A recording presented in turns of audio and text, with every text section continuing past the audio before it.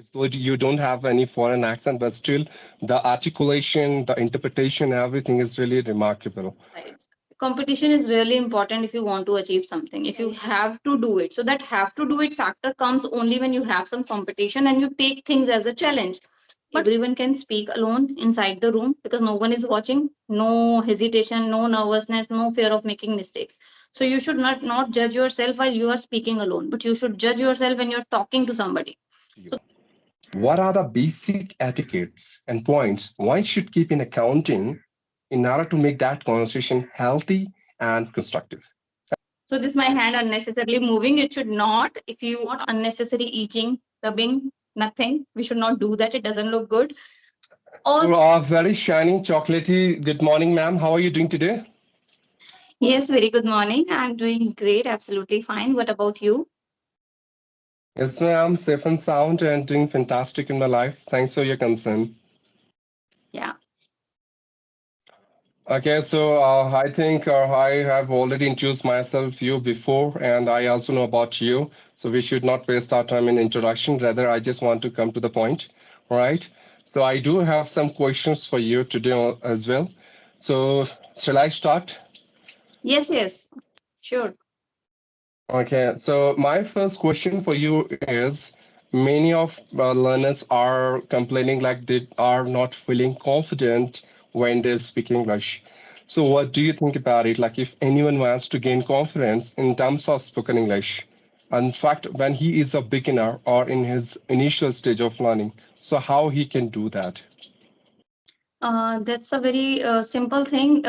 Until you practice, you cannot gain that confidence. Similarly, when we don't face any difficult situation in our life, we cannot be confident about that particular situation. For example, I have seen personally many struggles in my life. So I'm now at this moment, at this age, I'm very much confident. I don't feel scared. I don't feel nervous like when I'm facing any kind of situation. Similarly, with the language, until you dive into it, until you start practicing it, you may never feel confident. So practice is the only solution. And if you do not have anyone, any partner, so you can practice with yourself, self talking, mirror talking in front of mirror, and many other options are there. You can practice. So only practice can make you confident, nothing else. Yeah, that's all. Yeah, that's true, ma'am. If you want to gain something, you have to bear the pain as well. And the struggle which you have been putting in order to master this language, that itself is equal to a pain that you have to suffer. Okay, that's a really a great answer from your side. Now, my next question for you is, there are many people who have been trying a lot in order to master this language, but still they are not getting the expected result from their performance.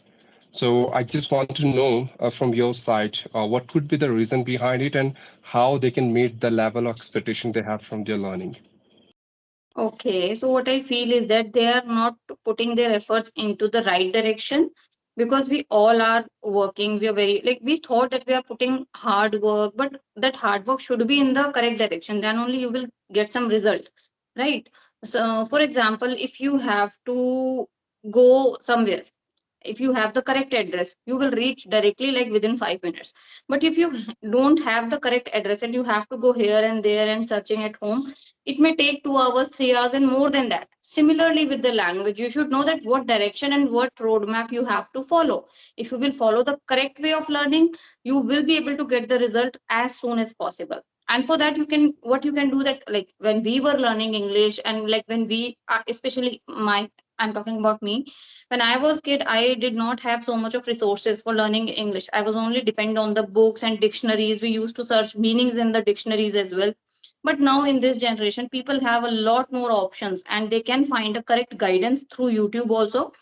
They can watch a few videos, they can make, they can assume one mentor for themselves, whatever they feel comfortable to listen, and they should follow the right path, and 100% you are going to get the results. Sometimes putting efforts into wrong direction may lead to delay the success. This is what I feel. So obviously you should follow the right path, do practice, but in the correct way.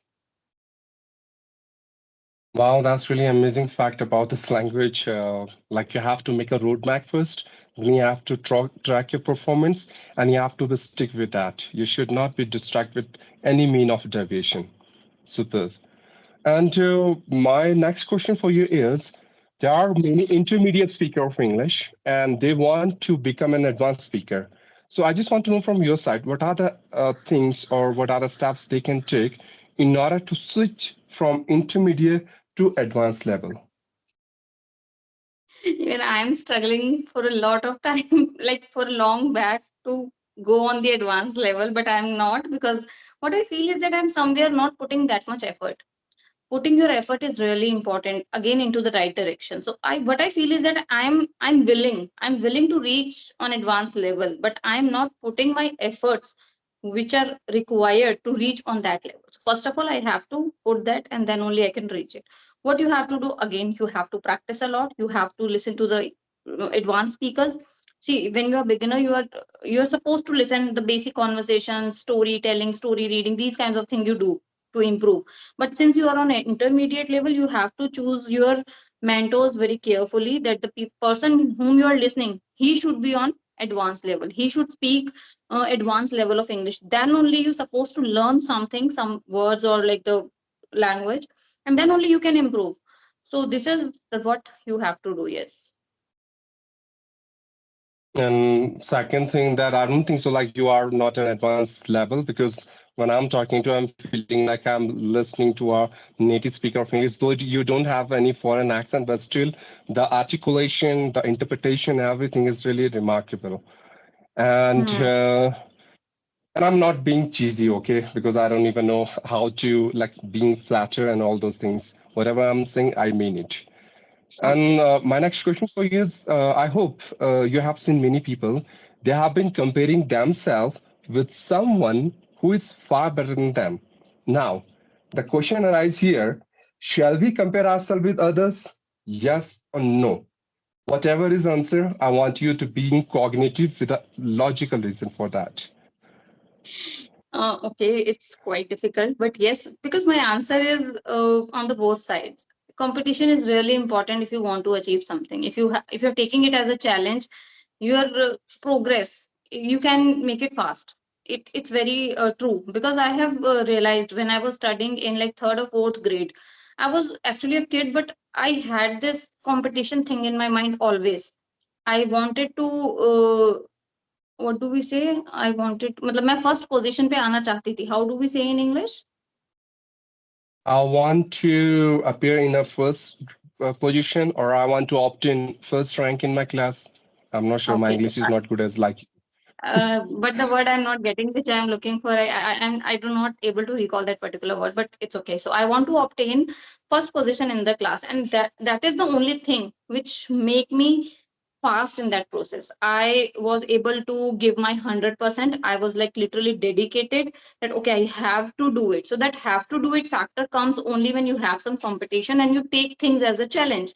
But sometimes unnecessarily, if you're comparing, for example, if I started comparing myself with the Sudha Murthy ma'am, it cannot be possible. She is the old lady, she is not speaking with the language, she is speaking with the experience that matters. So you should know that with whom you have to compare. You can compare yourself with the same level of person, like who also start, for example, if I started learning English like 2 years ago, there is another person who also started learning English 2 years ago, but now he is on another level and I am still there. Like if you are comparing it, you are right, you have to compare, you should not lack. So it sometimes important just to focus on yourself.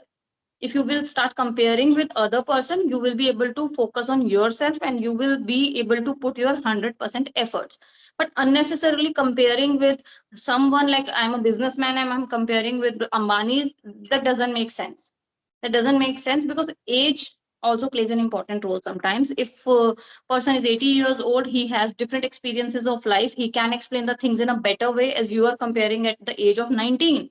So there is no sense of comparing. So both of the things have own significance. Sometimes it's necessary and sometimes it's not. Most of the time I feel you should not compare it, you should focus on your own things. You should put your hard work, because every person is different, every person's atmosphere is different, learning environment is different. So maybe the one person is sitting empty whole day. He has nothing to do, so he's learning English whole day. But you are a housewife, you are a working woman, you are taking care of kids. You are not getting the same time. If I would like to apply this on me, I will be like very demotivated, because from last 2 years I feel that I am on the same level. I'm not able to improve. But when I compare my scenario with other people's, then I understood whatever my environment is, I'm happy with my progress actually, and I should be. Otherwise, I'm not able to work further. So this is all my answer. Wow, that's really amazing fact you said. Means, in nutshell, I would say every single person has his own story. Every single person has his own examination which he has to clear, and Yes. questions are different, answers are different. I should not compare my examination paper with someone who is having a different stream. That doesn't make any Yes. sense. True. Yes. And there are one thing that comes in my mind. I hope you heard about this terminology that is called evaluation. Means if someone wants to get his performance or his examination, that am I improving or not? So he most of the time like indulge himself into evaluation. I just want to know from your side, what could be the best technique in order to evaluate himself? Okay. See, if you are on your journey, you want to learn English speaking. So the moment you start speaking fluently, you can understand that you are going great. How you will identify that speaking alone is possible. Everyone can speak alone inside the room, because no one is watching. No hesitation, no nervousness, no fear of making mistakes. So you should not judge yourself while you are speaking alone, but you should judge yourself when you're talking to somebody. So the moment you talk with somebody, especially the real people standing in front of you, I would like to give you a practical example here. Like when it is the time when I started my English learning journey. So I used to communicate online with the people like through audio call or video call, or I used to communicate with the other co-learners on phone only.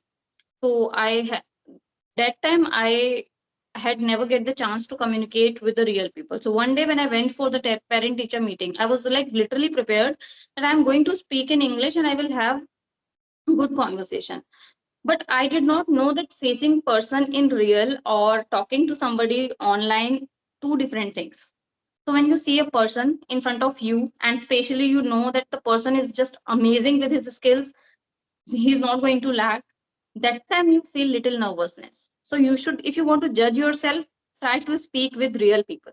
Then only you will realize, because ultimately you have to speak in front of the real people. If you're working in a corporate sector, you're going to the trip, you're traveling, whatever, wherever you are going, you have to communicate with the real people from real life. You are not able to communicate always on phone or audio call, right? So you should explore yourself in front of the real people, and then you will get to know what is your level of fluency, how you speak. That time you get to know. So I continued, like I went for the meeting and I was not able to speak. I was disappointed and I worked really hard. After that I tried to speak, and I just gathered that courage. Actually, that courage is required. I was able to speak English that time also, with few grammatical errors. But second time when I went, I finally spoke to her with like in English, and I was so happy that day. I feel that I achieved something in my life which I was like looking for. So this is how you can judge. Yeah. Wow, that's great. That was your big achievement, like the first step in order to being succeed in terms of spoken Yes. English. And now look at yourself, you became the tycoon of this language. I would say epitome of English. And that's a really great thing. But yes, people usually see the level of fluency he has. People usually see how prominent he or she is. People see that how he is getting success, but no one is going to find the struggle behind that success. So Hmm. that's sure I would say everyone wants to reach in the top of mountain, but no one is ready to climb. Or until you climb, Yes. so you can't even reach it. That's really great. Now, my next question for you is, I hope you have seen many people, they have been speaking English, but sometimes they are complaining that their mind goes blank. Nothing comes Hmm. in front of them, totally dark. So what could be the reason and how they can get rid of this particular aspect of this language? Um, that is the very common question. I think I have seen a lot of videos on YouTube for this particular reason, that my mind goes blank and we are not finding out the words and all. So what I feel is that the most common reason of this is that you're lacking in your practice. The moment you start your practice, you will do it regularly. You will be able to collect all those words.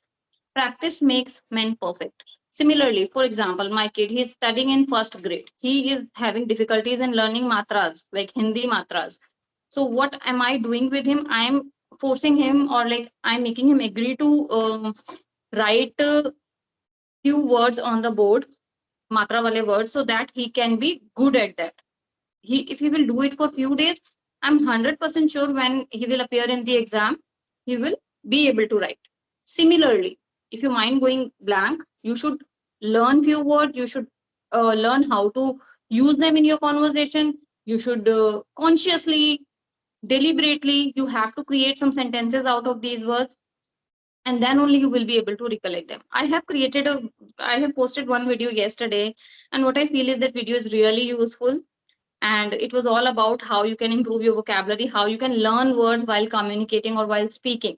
So always whenever you are learning any word, you have to relate it with something so that you will be able to recall it, and the more you will use, 100% your mind will not go blank. So practice is everything.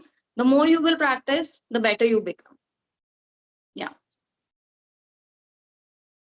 To practice some makes some man perfect. Though I don't believe on it, I have some reason for it. Some other day I will tell you, but I don't believe on it. I have some other concept. And Okay, but I want but to know yes, your concept. okay. So usually people say that practice makes a man perfect. I totally deny this aspect because what I feel, no one is perfect in this whole world. Every single person has some perfections with lot of imperfections. You may be good in English, but you may not be good in singing or dancing, in which I am good in. All right. So every single person has its own skill, a unique technique, a pattern that he that makes him or her particularly different from someone else. So, but again, focus practice can ensure your progress if you do it on a continuous basis, if you are being consistent towards that. Only focus practice. Now, most of us, we don't even know what is the meaning of focus practice. It's nothing. First, evaluate yourself, find your loopholes, work on it, monitor aspect, and then see, are you able to improve or not, or you are at the same level where you were before. So this is all I would say. But still, I feel that if you're practicing something, even if you're not good at that particular skill, you can be good at that. For example, I'm not good at dancing, but if I will do practice regularly, I think I can be good, because every person has this intellect. Every person can use it. It is up to you that what other things you're feeling interested in. So yes, it's my I told opinion. you, ma'am, you could be good, but sorry, don't get offended, but you couldn't be perfect or No, I'm expert. not getting offended. There may be someone who could be good, better than you, in same skill that you are trying to practice. But okay, that's fine.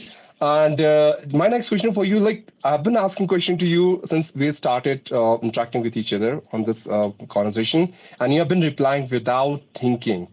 So the out of box, the question arises here: how one can speak about any topic, or how one can answer any question if he or she is not prepared well.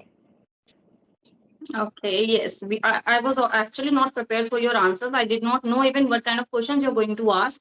But since it's all about English, and I have been learning English from last 2 years, daily I'm coming across these kinds of questions. And this is why I'm able to speak or answer you without even giving a second thought. It simply means that if you're going through those topics regularly, one day you will be perfect and you don't need to think for the answer. I still remember, like 2 years ago when I've started my journey. At that time, if you would ask me these kinds of questions, I might took a long pause, because I did not know what to say, because I was not aware about these things, which I am now. It's all about your experience. From last 2 years, I have been experiencing a lot of situation, lot of questions, lots of topics. And for that reason, I'm able to speak. So what you have to do, you have to explore yourself, you have to learn, you have to gain some knowledge also. It's not maybe right now I'm able to answer you the questions related to English, but if you will ask something out of the box related to something absolute different thing, I may not be able to answer because I'm not great in that particular thing. I'm not good at that. I may not know about that topic or the thing you are talking about.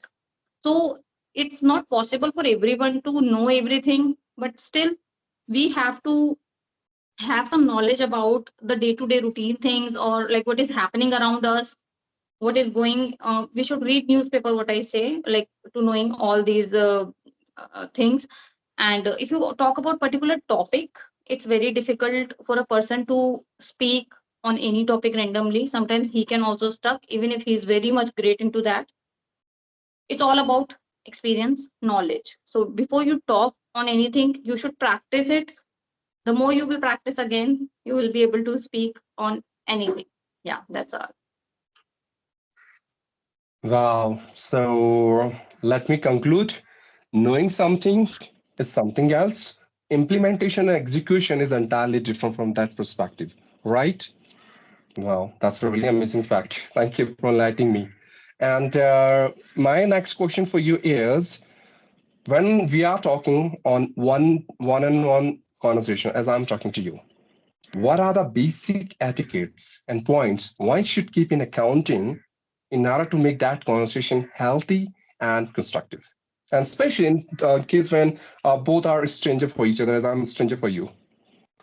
Okay. First thing, we should not move our hands a lot, which I am moving now because I'm not sitting in my comfortable position. I'm sitting on the stairs, as you can see, and I'm just holding my phone in my hand.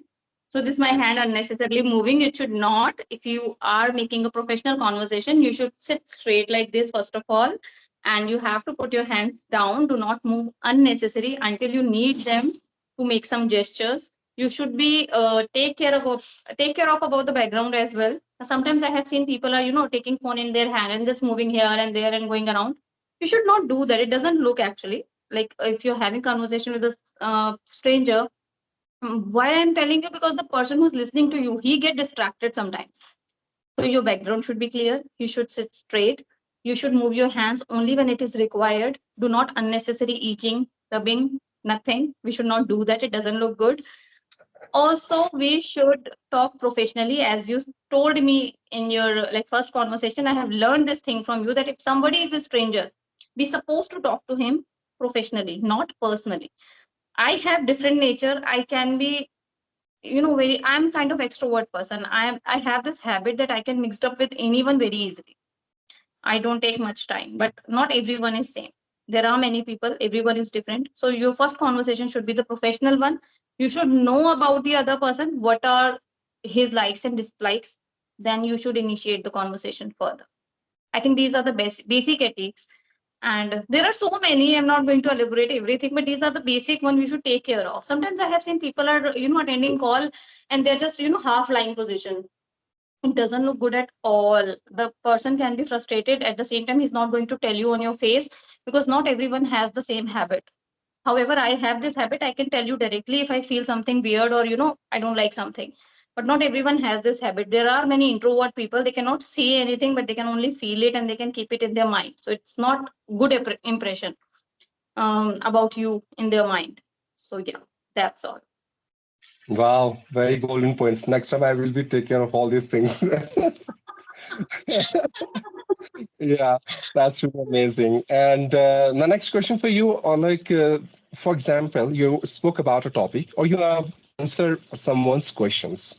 Now he wants to give feedback to you for your spoken part.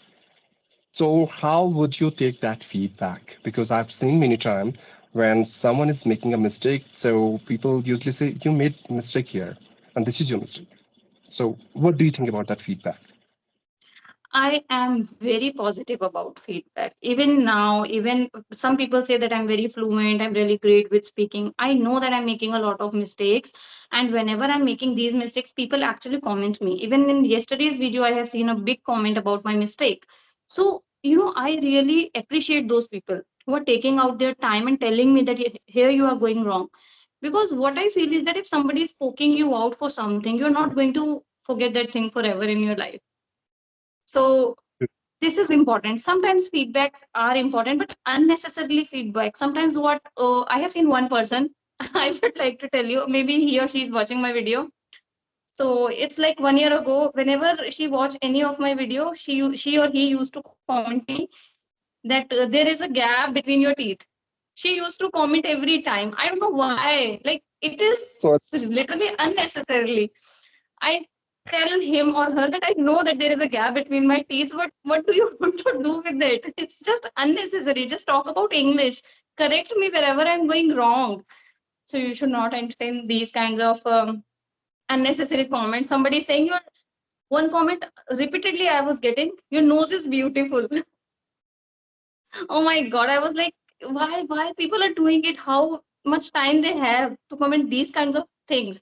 So if somebody is telling you about your speaking skills or something which you are already working on, you should take them seriously and you should try not to do that.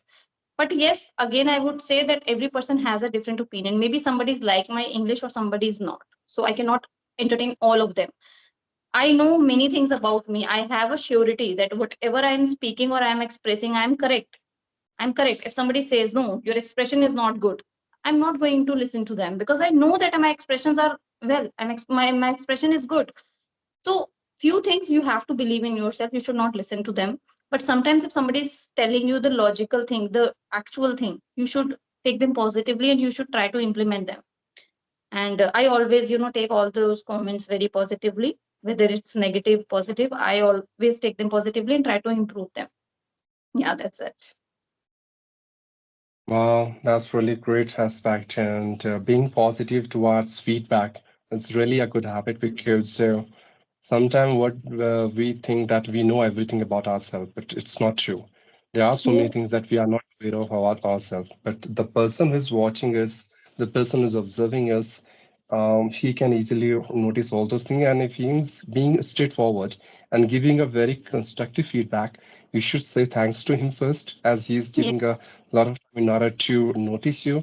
And then you have to then you have to work on that feedback. It's not like, okay, Yes. yeah, I'll take care of it, and next time you are making the same mistake, there's no fun of having that feedback.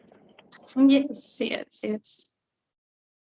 Okay, so my last question for you is, what do you mean by fluency?